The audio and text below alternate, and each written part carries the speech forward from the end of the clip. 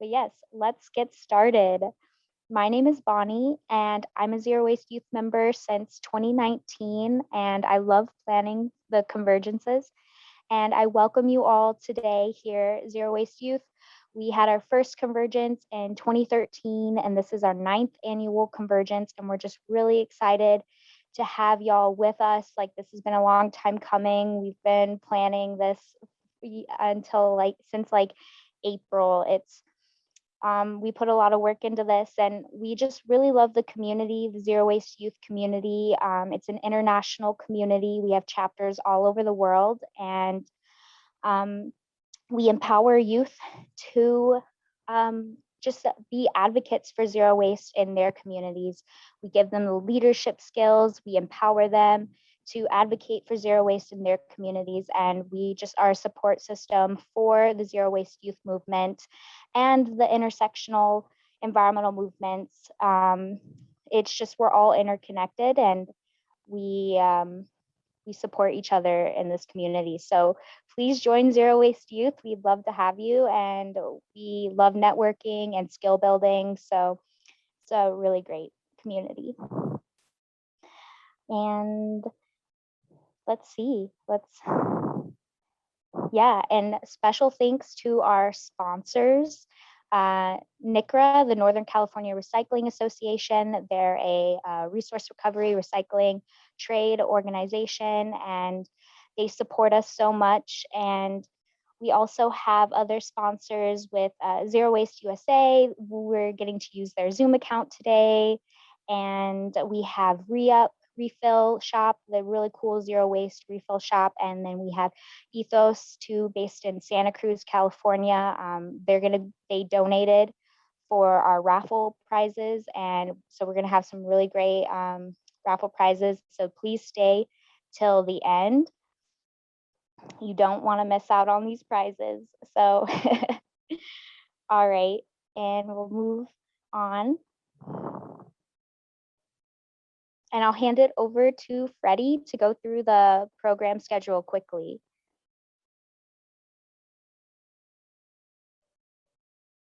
Muted. Hi, everyone. I'm Freddie Coronado, and I'm one of the organizers with Zero Waste Youth for many, many years now.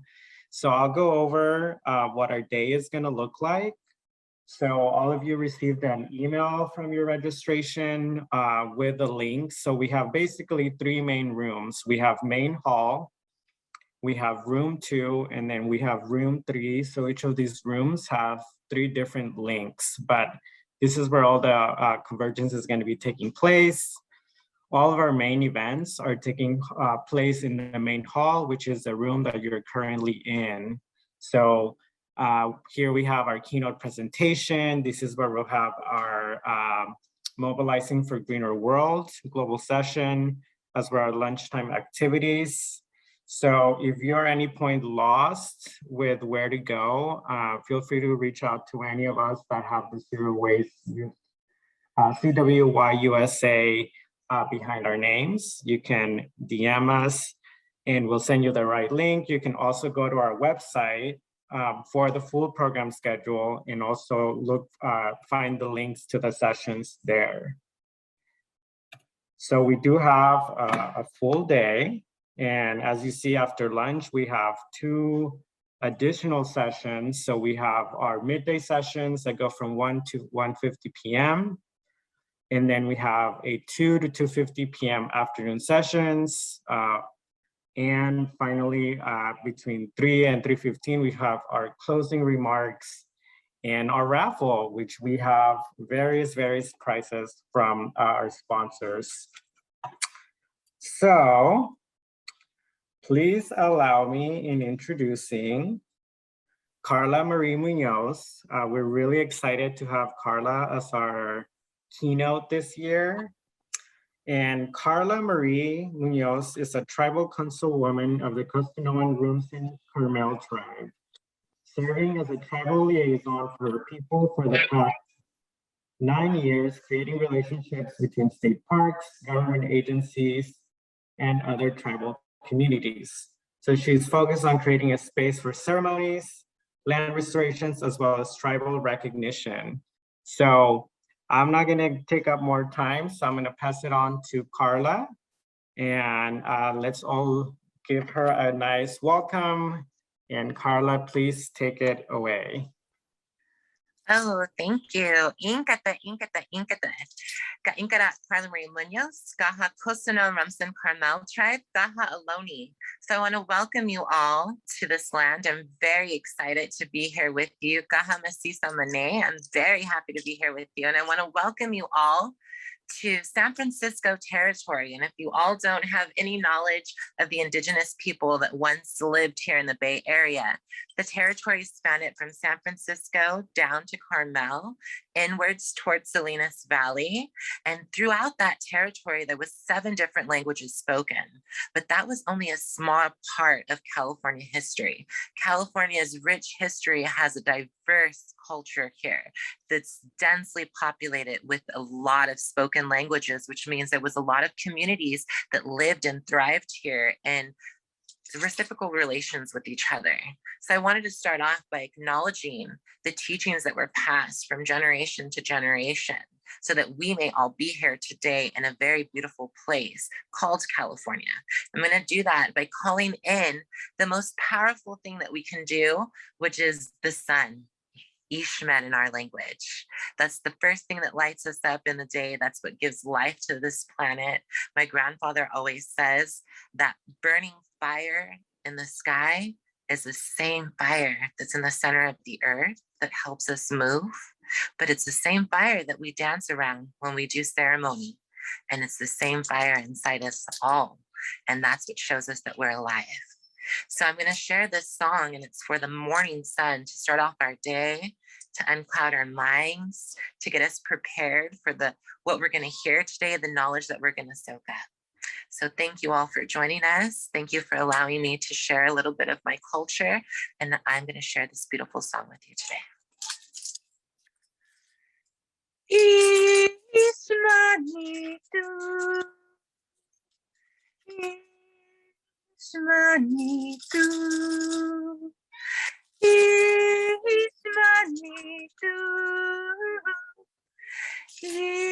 Ismanitu, Ismanitu, Ismanitu,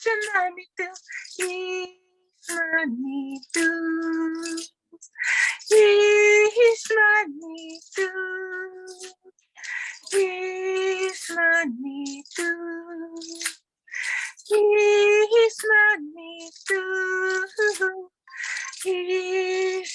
Ismanitu. Oh, thank you so much.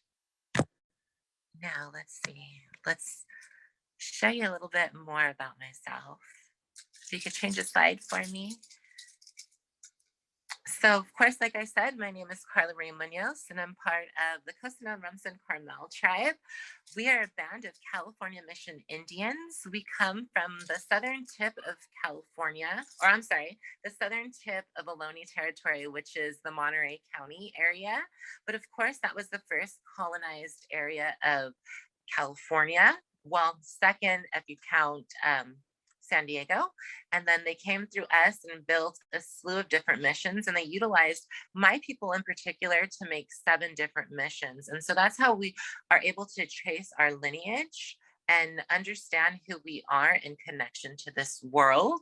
And so I come from a displaced band because, of course, the political climate here was not very safe for our people. There was a policy of extermination here in California, unfortunately, and that policy kind of dictated how we moved and how our culture was ultimately suppressed for a while. So we came down to Southern California area, where now there's 2,000 of our tribal members that live here today, but that has not stopped us from doing ceremony, from practicing our cultural ways within our tribal territory, which is the Bay Area. So we go all the way from San Francisco down to Carmel, sharing our culture and our stories. So if you could change the slide for me. Since time immemorial, my ancestors lived in reciprocal relationships with the environment. I wanted to include this map of the different languages of California so that you can understand the diversity of people that lived here.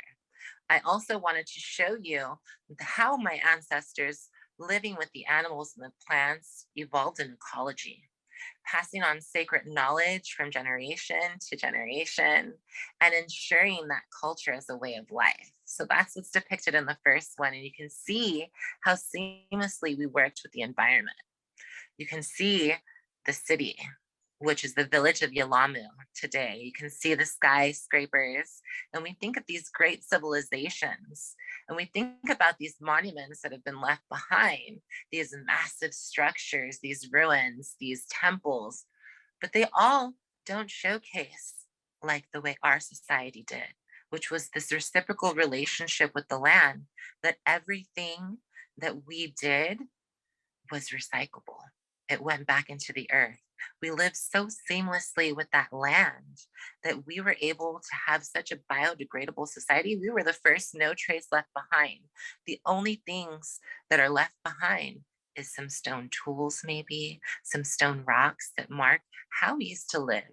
But if you look at our society today, now we're more of a society of convenience.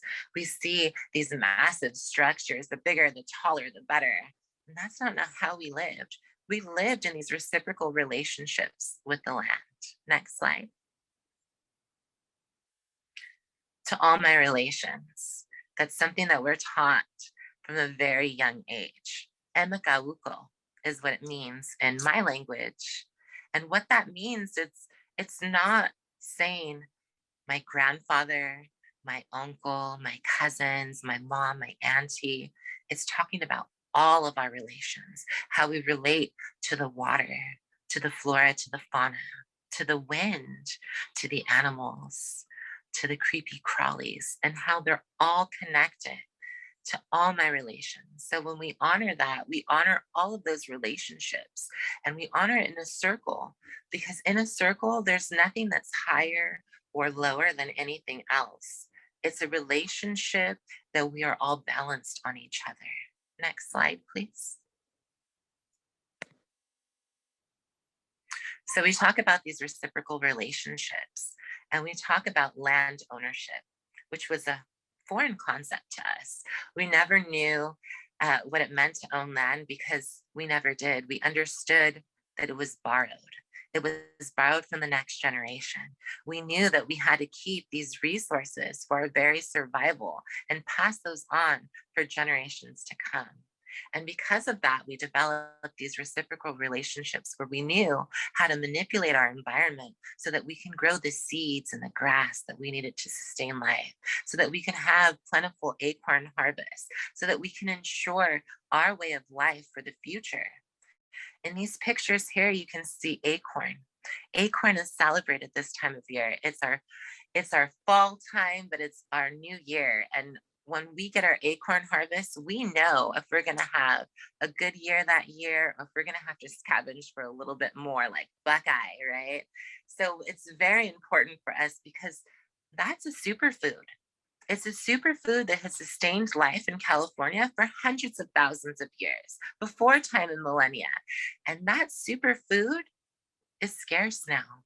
There's not a lot of acorn gatherers out there. Southern oak death has been killing these acorns. It's all that missing environmental reaction that we used to have with the land, that reciprocal relationship where we would gather and help tend the land in order to keep it lush and plentiful for us. And now we've focused on other things, other sources of gathering food. We go to the grocery store, we go to get our medicines from pharmacies, we get our homes from realtors. We no longer take from our environment around us to depend on our survival, which is an absence that we don't teach our youth. Now we show our youth how to have reciprocal relationships to the land. Know that it's okay to utilize these natural resources, but to always give back in a good, meaningful way. We don't just give back by offering water. We give back by giving prayer, by giving time, energy, and effort into these plants, into these animals that we're utilizing. And you can see by these photos, we had a very intimate relationship with the land. Not only did we utilize Tule for so many things, But even nowadays, we're utilizing that tule that helps filter the water, provides homes for the birds and for the bugs, and that's food for those birds. But it provides us a cultural relationship to the land. Now we're able to gather that resource and build tangible culture so that our future can see what it's like to have a meaningful, authentic interaction with the land. And of course, we always revert back to prayer. And you can see there's an example that every year in San Francisco, we have a big time gathering, which is a celebration of our culture. And we invite all our friends to come and see our relationship that we have to the land, what environment that we are responsible for taking care of. And we showcase that by building an arbor, a structure in which we dance in from the materials around us. We use willow, we use wood to hold up the structure, and we have a fire, which is the gateway to our ceremony. And that's where we invite everyone to come and leave their prayers there so that we can have good harvest, so that we can have authentic interactions with the land. And that takes place now through the will of working relationships that we have with the park services, with government entities, and that all takes a lot of hard work. It's not just handed to us these days. Next slide, please. Revitalization is so important. California is a hot spot and it's a biodiverse region. It has mountain ranges, coastal lines, coastal ranges, inland valleys. It has deserts, it has the Sierra Nevadas. And all of that is different people that have different relationships to different parts of the environment. They all have a responsibility and a protocol that they have to follow in order to keep those places lush, beautiful, and here for the future. So our cultural revitalization is understanding what is our human interaction to nature and how can we improve on that relationship. And of course, right here, we showcase the Tule boat. The Tule boat is something that we did with our youth, like I said earlier, to instill that knowledge. But it didn't just stop there. It didn't just stop with the Tule boat. It became a celebration for our people because this is traditional knowledge being handed from generation to generation on how to live and interact with the land. And so with that being said, we invited our community members that aren't necessarily part of our tribe, but are in the surrounding communities. So when we launched this boat and we asked permission to go in these waters, when we asked permission of those animals that lived there, of those bugs that inhabited that place, that we were able to have a safe passage and a safe journey in these boats. And we did that by asking the permission of the local tribes as well and having their blessing. And we all marched down to the marshland there. We got to launch these beautiful boats and we got to experience culture in a very authentic way with prayer. And we got to understand what it means to revitalize culture in a modern society where everything is about convenience, everything is not at our will. Us as a people, we're not federally recognized. So that means that we don't own any land. We don't have access to land when we need it. We have to ask permission of park services, land trusts, in order to go to these places and make culture tangible again. So it's very important that we continue that relationship. It's very important that we understand that we can't take out that human aspect out of the environment, because it's not the environment just giving and giving and giving and us taking. It's about us giving back in a more meaningful way. And how do we recognize that? Next slide. The seventh generation. The seventh generation is how we make sure that that gets passed on. And what I mean from the seventh generation, it's now. It's you, it's me, it's all of us. Because what happens is we learn our everyday life, our values, our teaching of how to respect our Mother Earth, what our everyday activity is from our parents. and they learn from their grandparents, and they learn from their great-grandparents. So that's 3 generations ahead. And me and you, we will influence our children, will influence hopefully our grandchildren, and then that'll influence our great-grandchildren. So those are the 7th generations that we want to make sure that understand that right now it's not too late to live and walk in balance. It's not too late to restore these relationships that we've been separated from, maybe severed. And these are some examples here. For me and my tribe, culture is how we instill that. Being in ceremony is how we instill that. And you see in the top picture, it's my Tia Rosa, who's our medicine woman, and she's blessing the children. She's blessing us before we go and dance, and she's making sure we have a good ceremony, because that's when we honor our ancestors.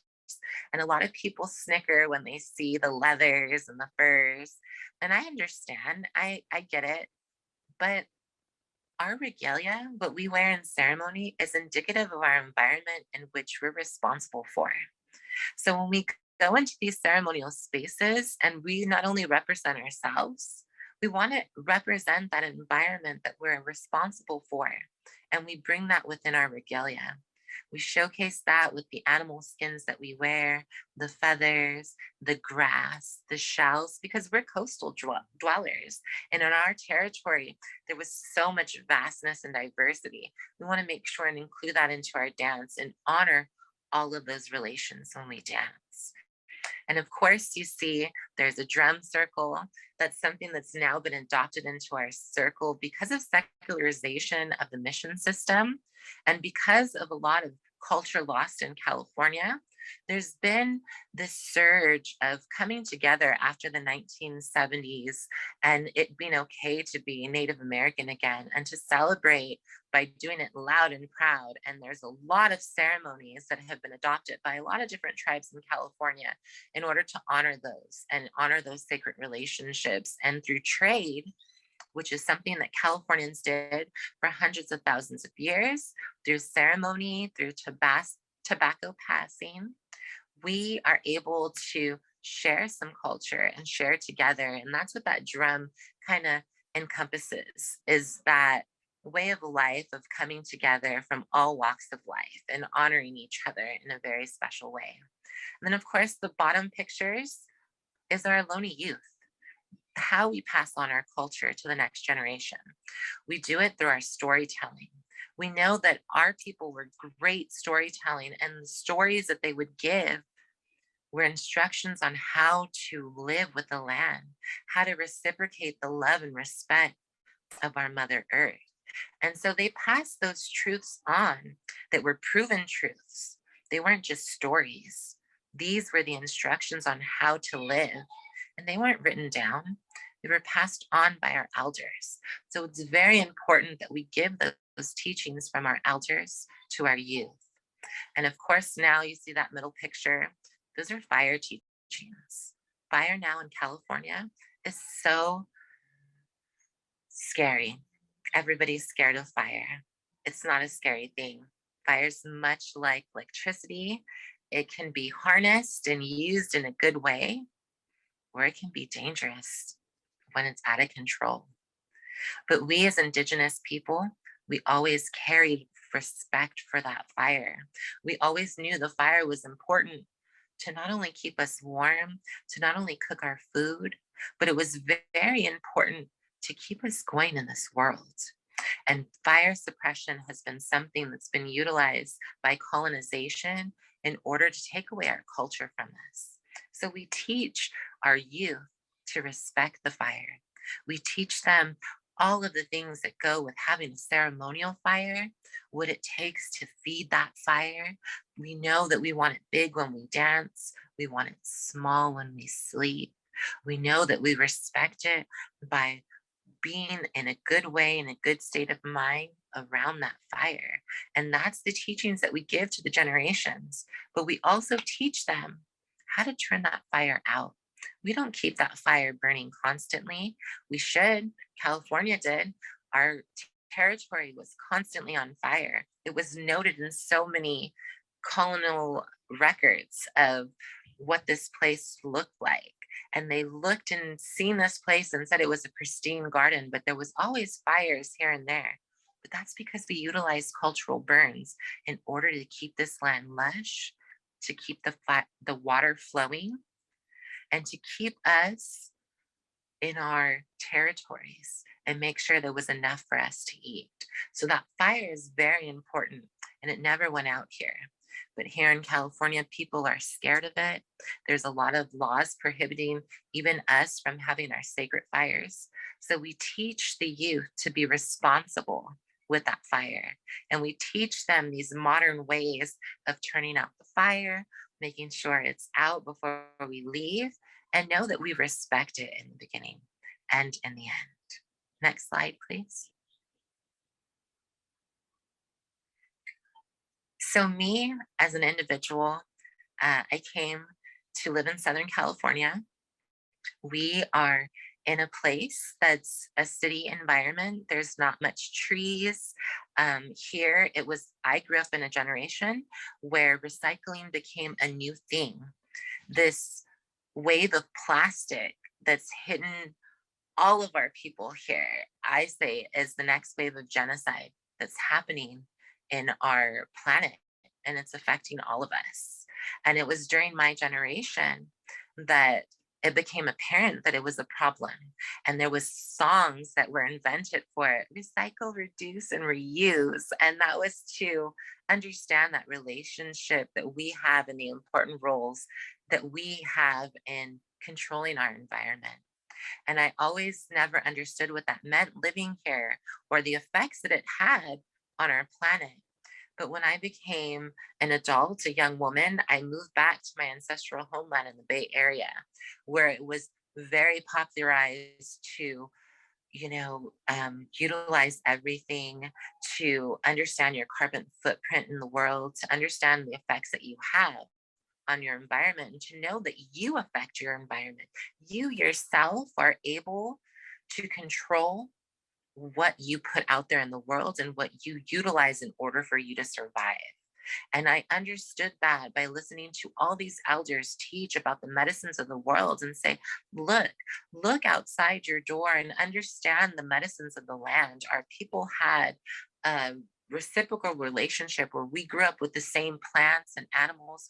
We understood the values and the medicine that these plants gave to us, and we didn't have to go far to receive these blessings, but we did have to ensure that they were there in the future. And so I wanted to move back to my area so that I can understand these sacred medicines of my people. And I always had these dreams of living as an Indian girl.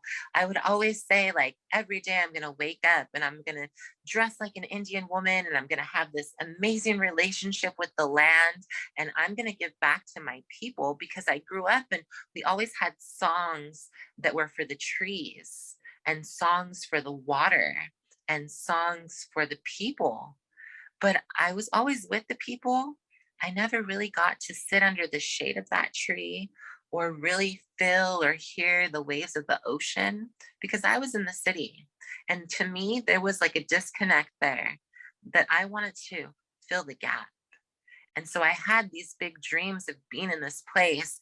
And San Francisco, the Bay Area, it's very expensive. And when you're an artist like me, that's like a pipe dream. And when you live here with 2,000 members who fundraise to get us up there to share our culture, you think that living in our territory is a distant dream. It's a cultural dream, winning the cultural lottery in order to live and thrive there. But it's not. It's obtainable.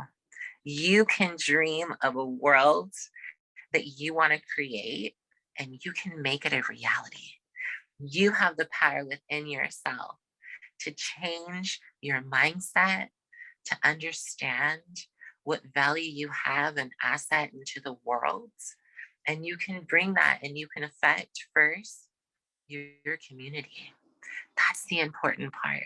You instill this knowledge and power to your community, and you inspire them. You inspire them to think about how they should be relating to the world, how they need to have a reaction. because we are all in relation to each other. Everyone is a human being. We are all a human being in this world, and that's our species. And as human beings, we have been we've been separating ourselves from our environment, and we need to get back to being including in that environment, to including ourselves in that nature, to show that we ourselves have respect and a love. We need that water to survive. We need that fire to keep warm, but we need to dream. We need to see these things. We need to see the reciprocal relationships. We need to see the 7th generation and them surviving and prospering. And we need to understand that we cannot just focus on the hurt. Our tribe and our people, although we've been put through a lot of things, we never focused on the hurt. We focused on community, love, and honor, and honoring the relationships that we have with one another and our environment. And so we reciprocate that now. We reciprocate that through a lot of different things. And unfortunately now for many of us, that connection of reciprocating that love is a dream. We have to dream about being in those places. We have to dream about that connection, but it's not a distant reality. We can go to those places. We just have to set goals. We just have to go through a lot of trial and error through my life as planning things for my tribe and making sure that there was space for us to be included. I heard a lot of no's. I've gotten a lot of doors shut in my face, but that never stopped the dream. That never stopped the importance of seeing the bigger picture and making it happen. You push me a different way, then I'll just go around. I'll find another avenue. I'll find another way. I'll find another solution. So I'm proud of the work that you young leaders, community leaders are doing. I'm proud of you finding it within yourself, that deep place in your heart that feels good, that deep place in your stomach where it shows you what to do and tells you, and that ability to see the dream, that ability to connect in a very meaningful way and inspire your community to do so. That's something I thrive for. I was thrown into this work. I didn't ask for this, but being here and understanding that the waves that I make causes ripples out there in the world motivates me to continue on. Next slide. So I just want to give you a special thanks. Shururu in my language, that means blessings and thanks. And as we continue this journey on understanding and learning and hearing all these amazing ways that we can contribute to our environment and our relationship to it, and how we can continue on in a more meaningful way in the future, I want to say thank you for giving me this time and space with you, to lending me your voice, for lending me your time, and for being here on this land of my ancestors, doing the work that they can no longer do, inspiring the people that now live here and to do better, and inspiring everyone out there to have a better relationship to our Mother Earth and respect for her. So thank you so much. I wanted to include my contact information. Me and my sister go all over the Bay Area as the Ohlone Sisters, and we do land acknowledgements, blessings. We've done a lot of amazing things in a lot of amazing spaces in order to not just honor our ancestors, but also to honor these spaces that we're in, to honor these places of knowledge, of power, to instill them for the future and the next 7 generations to come. So thank you so much for joining me. Thank you for giving me this time. Oh, I'm a go-go. Ruru, thank you, Carla. That was quite powerful and really important for all of us to hear. So thank you for your beautiful presentation and message to all of us. And I think we do have 5 minutes for questions. So if anyone has a question, please type it in the chat and we'll ask Carla. And while we wait for questions, I do want to also let you all know that if you want to learn more about Indigenous knowledge, we do have a traditional Indigenous traditional ecological knowledge panel with other other American Indian community leaders in the Bay Area. So please do attend that panel. It's from 1 to 1:50 p.m. And this Monday, it's People Indigenous Day. So we welcome all of you to learn more about whose ancestral lands you're on and dedicate your time to service to the land and to our Indigenous communities. And also celebrate American Indian Heritage Month coming in November. And I just want to advocate for that as well. We all celebrate Monday as an Indigenous Peoples Day, which is a great honor. I think that's amazing to do, but I feel like Indigenous history doesn't stop there. There's a lot of other things that happen in our local history that should also be celebrated. I know for me personally, I'm very busy this time of year because everybody remembers about us. And then of course they celebrate us in November for Native American Heritage Month. But then what happens the rest of the year? What happens to us, right? We're only valuable during that time. So I encourage all of you to make space and acknowledge those Indigenous roots throughout the year. Acknowledge those places and those beautiful spaces that you're in, and join your local cleanup places. Go help clean these spaces up, because a lot of people don't understand about throwing trash.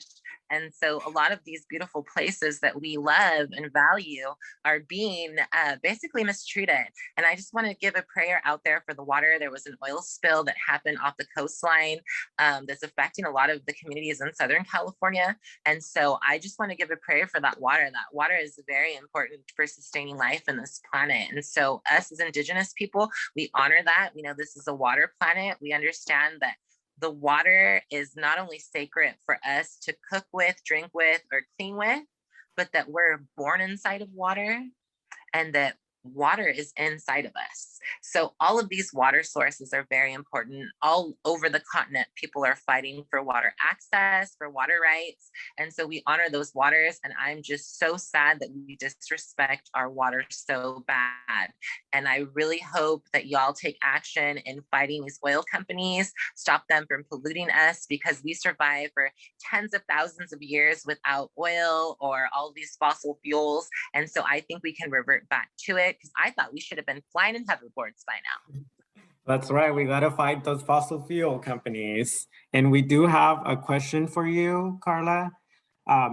Does your tribe hold an annual powwow or gathering open to the public? During COVID, no. But usually every year, yes, we do. Unfortunately, we started in Southern California. I hate to say unfortunate, but that's because this is where we were relocated. And so because of that relocation, this is where we have access to space. My grandfather had a very intimate relationship with Pomona, California, and that's where our tribal office is located today. And so every year for the last 29 years, except the last 2 years, we've been celebrating our indigeneity, and the way that we did that by a powwow, which is a standard of like intertribal. And so we would invite everybody from Southern California all the way to the East Coast to come and share their culture. And we did it in a powwow style, which is more of, I don't want to say, it's more of a generalized welcome. And so specific to California culture, we did what's called big time. And so for before 2 years ago, for 8 years. We revitalized that in San Francisco, and we used to do it at the Robb Hill campgrounds. And so every year we would hold space in October and we would celebrate. And it's so funny because at first we would have it Indigenous Peoples Weekend because it made sense. Oh, we want to celebrate Indigenous people. We want to do it on the weekend. They always have this big thing on Alcatraz. So we're going to go and we're going to celebrate by showing our cultural heritage. So all these visitors that go to Alcatraz can come and camp with us at our ceremony and see what Ohlone culture is. And that's really what it was about, was showcasing us in our environment that we controlled, that was our ceremony. And then what happened is that week is Blue Angels.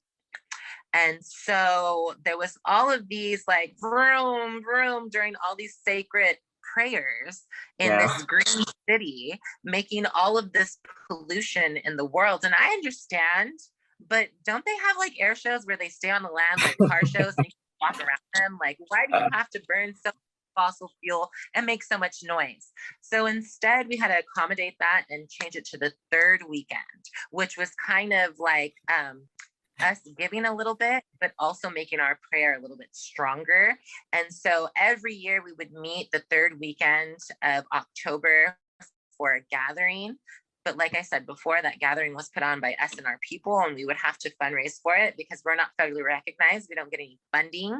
And so it's become increasingly hard to have that in the city, especially because the city, in order to receive funds from them, you have to be a local resident. And so we're not. We live in Southern California. Even though we were local for hundreds of thousands of years, they won't give us any money for it. So we had to put it out of our pocket. And so since it's on us to do it, and our people aren't necessarily, so we were captured in the mission, but that wasn't our ancestral home.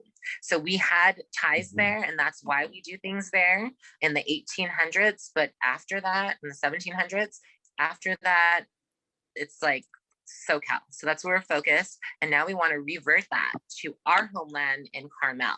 And so that's going to be the next annual gathering that we are investing in as a tribe. Because if we have to put our own funding and our own resources, why are we going to travel to San Francisco? That's the whole, like, further up. Right. We're going to go back to Monterey, Carmel, and we're going to revitalize there. So we're actually planning a gathering May. It's a Heritage Day. We're going to start, usually it's a 3-day ceremony with a 4-day fire, but in Carmel, there's been a lot of fires, so they don't want that. So we are, once again, giving just a little and saying, okay, we'll just do a day where we present our culture and we'll just light sage, right, in a shell. And that's how we'll do this. And that's how we're going to have a sharing of our culture. So I invite all of you, if you're in the area, and it's May 22nd, I believe, which is the Saturday. We are going to have a Heritage Day for our people, and you're going to learn about our culture, play some games, hear some songs, and see us in regalia.